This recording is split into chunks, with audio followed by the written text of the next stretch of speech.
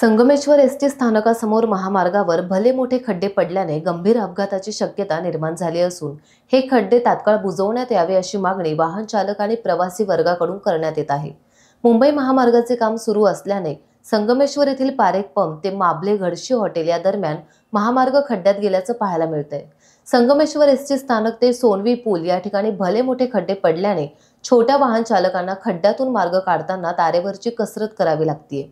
या ठिकाणी एखादा गंभीर अपघात होण्याची शक्यता असल्याने हे खड्डे तात्काळ बुजवण्यात यावे अशी मागणी वाहन चालक आणि प्रवासी वर्गातून आता होत आहे।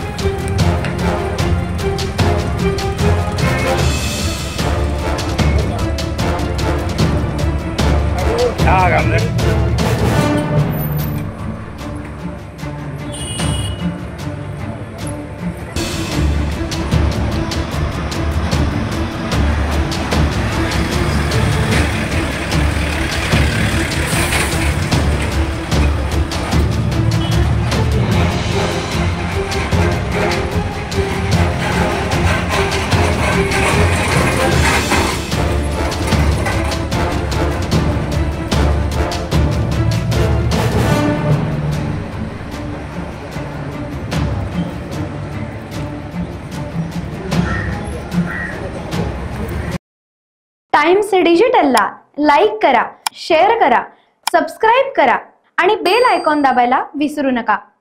Times digital.